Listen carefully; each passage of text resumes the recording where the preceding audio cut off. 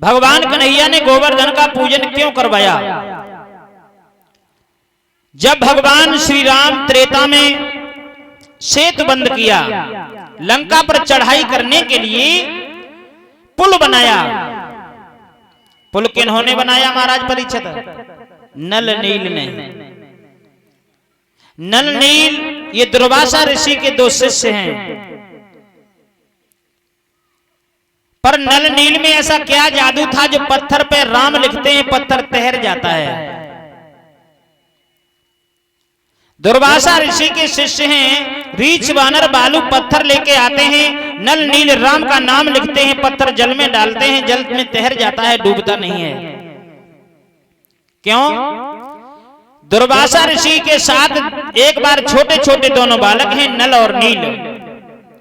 दुर्वासा ऋषि लेकर के जा रहे हैं। एक गांव के बगल में बड़ा सुंदर सरोवर बना था, पक्का सरोवर है, सुंदर जल है। उसी सरोवर के पास में एक जामुन का वृक्ष खड़ा है। तो दुर्वासा ऋषि ने कहा, बेटा ये मेरी झोली रखी है, तुम यहीं बैठना, तब तक हम गांव में भ्रमण करके आते हैं। आज दुर्वासा वहां से चले गए। जब गांव में घूमने के लिए चले गए, तब तक नील की दृष्टि उस जामुन के फल पर पहुंच गई। वृक्ष पे सुंदर काले काले फल लगे हैं। नील ने कहा, भैया नल देखो कितने सुंदर फल हैं, और हो जाए कृपा ये खाने के लिए मिल जाए। तो नल ने कहा, भैया हम आप छोटे छोटे हैं, किससे तोड़ोगे, हमारी समझ में नहीं आता है। तो नील ने कहा, तुम तो पागल हो, गुरुजी की झोली खबे आओ, जब कछु न कछु तो होगा। नील ने जैसे ही झोली में हाथ डाला तो वही सालिक राम की काली काली पत्थर की बटरियां रखी हैं। दुर्वा ऋषि के ठाकुर जी रखे थे। जवाब दिया तो भैया इसमें तो ठाकुर जी हैं और कुछ नहीं है। नील ने कहा, तुम तो पागल हो, इन्हीं से मार के टोल ले, बाद में धोए के धरती, गुरु जी कहा जानेंगे। आज दुर्वासा ऋषि कि दोनों शिष्यों ने वो ठाकुर जी निकाले। पहले ठाकुर जी जैसे ही पेड़ वृक्ष पर चलाए तो एक भी फल नहीं टूटा, वो सीधे ही उसी सरोवर में गिरे, वो पत्थर डूब गया। जब ठाकुर जी डूब गए, कहा भैया गुरु जी पिटाई करेंगे, एक ठाकुर जी डूब गए हैं। कहा जो होगा सो देख लेंगे, पहले फल तोड़ लो। दूसरे ठाकुर जी चलाए तो गिनती के 6 फल टूट के पृथ्वी पर गिरे, वो भी ठाकुर जी उसी में डूब गए। जब उसी ठाकुर जी डूब गए हैं तो नन ने कहा, भैया फल तो मिल गए पर ठाकुर जी डूब गए हैं, गुरुजी पिटाई करेंगे। तो नल ने नील से कहा, तो नील कहने लगा, भैया तुम पागल हो, जितने करिया ठाकुर जी उतने ही करिया फले, 4 खाए ले, 2 बांध के दे, गुरुजी कहा जानेंगे। 2-2 फल दोनों लोगों ने खा लिए। 2 फल वस्त्र में लपेट के झोली में रख दिए। दुर्वासा वापस आए। जब दुर्वासा ऋषि वापस आए, दुर्वासा ऋषि ने जैसे ही देखा तो कहा, चेला ये झोली लाओ, और झोली ला करके ठाकुर जी को स्नान बना दे। तो जैसे ही ठाकुर जी को निकाला, थोड़ा सा पानी डाला और हाथ का रगड़ा लगाया, गूदा अलग गुठली अलग हो गई। दुर्वासा ऋषि ने कहा, अरे मूर्खो, तुमने ये क्या किया, ये ठाकुर जी को क्या हो गया? नल नील कहने लगे, गुरुजी हमें काहे पूछते हो, क्यों चिल्ला रहे हो? हमने तब तो इतना तुम्हें बहुत रोकने का प्रयास किया, कितनी सर्दी पड़ रही है, रोज सवेरे उठाओ अनवाय दो, रोज सवेरे उठाओ अनवाय दो। अरे सुना क्या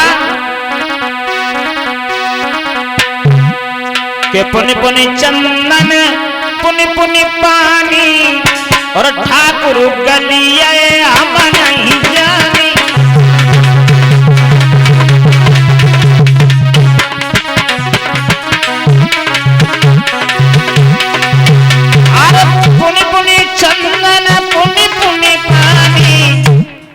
तब तो हमने बहुत समझ आया, सवेरे उठाओ पानी डालो और रगड़ने लगे हैं, अब गलिए तक का हम जिम्मेदार हैं।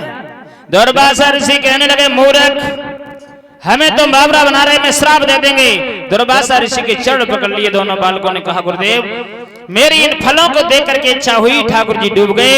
आज आशीर्वाद दिया दुर्वासा ऋषि ने, कहा नलनील आज के बाद जाओ, मेरा आशीर्वाद है कि तुम्हारे हाथ का पत्थर जल में डालने वाला कभी डूबेगा नहीं, तैर जाएगा। लिखा है कि नलनील कपि दन दो भाई और लड़काई ऋषिया शशि पाई।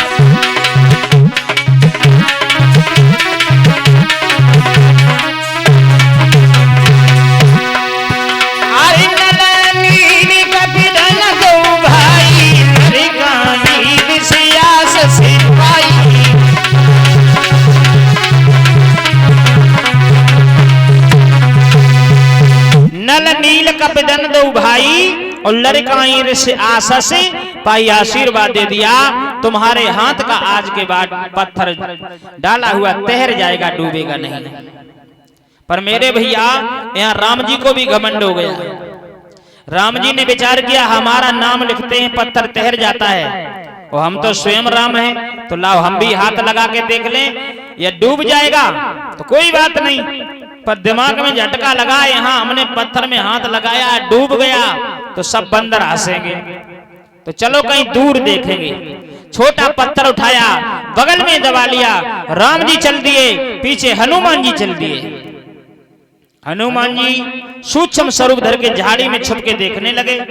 राम जी ने इधर देखा उधर देखा, जब देखा कोई नहीं है तो कहा चलो यहाँ डाल के देखेंगे, डूब जाएगा तो चुपचाप लौट के चले जाएंगे, और अगर तैर जाएगा तो थोड़ा हाथ लगा देंगे, पुल जल्दी बन जाएगा। जैसे ही राम जी ने पत्थर डाला वो सीधा ही पत्थर डूब गया। डूब गया, राम जी ने हाथ झाड़े और कहा अच्छा हुआ जो बाण नहीं लगाया, चलो यहाँ किसी ने देखा तो नहीं। जैसे ही कहा किसी ने देखा नहीं, हनुमान जी प्रकट हो गए। हनुमान जी कहने लगे राम जी किसी ने नहीं देखा पर हमने देख लिया, हमने देख लिया। राम जी ने हाथ जोड़े हृदय से लगा लिया, कहा हनुमंतलाल तुमने देख लिया पर किसी से कहना नहीं। तो हनुमान जी बड़े चालाक थे, तो राम जी से कहा राम जी तुम्हें पता नहीं है, तुम अपने आप को ये समझते हो कि मेरे हाथ का डूब गया। अरे प्रभु, जिसे अपने हाथों से जगत में छोड़ दोगे वो तो डूब ही जाएगा, और जिसे तुम पकड़े रहोगे वो संसार में कभी डूबने वाला नहीं है। इसलिए जो तुम्हारे नाय में शक्ति है वो तुम्हारे शरीर में शक्ति नहीं है। आज मेरे प्रेमी भक्तों, पर ये गोवर्धन पर्वत कहां से आया? वही नल नील पुल बना रहे हैं। ये हनुमान जी का पर्वत लाना, जब पर्वत लेके हनुमान महाराज आ रहे हैं तब तक पुल पूरा बन चुका था। राम जी ने संकेत किया जो भी बंदर जहां से पत्थर लाता हो वो वही रख दे, क्यों पुल पूरा बन चुका है। तब तक वृंदावन के मथुरा के बीच में यमुना के किनारे आ चुके थे। हनुमान ने जैसे ही पर्वत रखा, पर्वत कहने लगा प्रभु हे हनुमंतलाल, ना तो इधर का रखा ना उधर का रखा, प्रभु के चढ़ पड़ते हमारा कल्याण हो जाता है। हनुमान ने राम जी से कहा, तो राम जी ने कहा उस पर्वत से कह दो हनुमान, द्वापर में हम कृष्ण रूप रख करके आएंगे, अपने हाथों से उसका पूजन कर अपनी अनिष्ट का अंगुली पर धारण करेंगे, उसका कल्याण कर देंगे। पर अभी तो हम नहीं जा सकते हैं, इसीलिए भगवान कन्हैया ने पूजन करवाया। परीक्षित महाराज पुआ पूड़ी कहाँ है तुम्हारे? हाँ तो आ जाओ लेके। और फिर धीमे धीमे माता बहने पहले ये परीक्षित महाराज पूजन करेंगे। एक लोटा में जल ले आओ, अगरबत्ती लगाओ।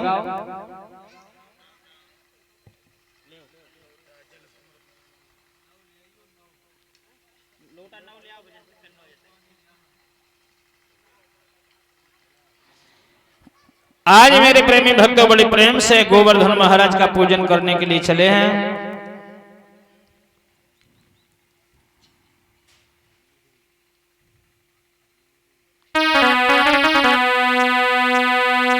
आज गोवर्धन का पूजन बड़े प्रेम से कर रहे हैं सभी भक्तजन। भगवान कन्हैया ने दो स्वरूप प्रकट किए, एक स्वरूप से तो पुजवा रहे हैं और एक स्वरूप से स्वयं पुज रहे हैं। गोवर्धन पे धारण किया भगवान रूप,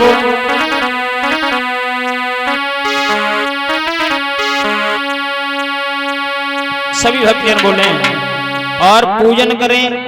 परीक्षित महाराज, पूजन आप पहले करेंगे पर दक्षिणा, हाँ बिना दक्षिणा के भगवान भोग स्वीकार नहीं करते, कुछ न कुछ होना चाहिए। और तुम तो आज कम से कम 1100 रुपया, हाँ ऐसे पूजन नहीं होगा। उदार फुदार तो होता ही नहीं, भगवान को उदार करता ही नहीं।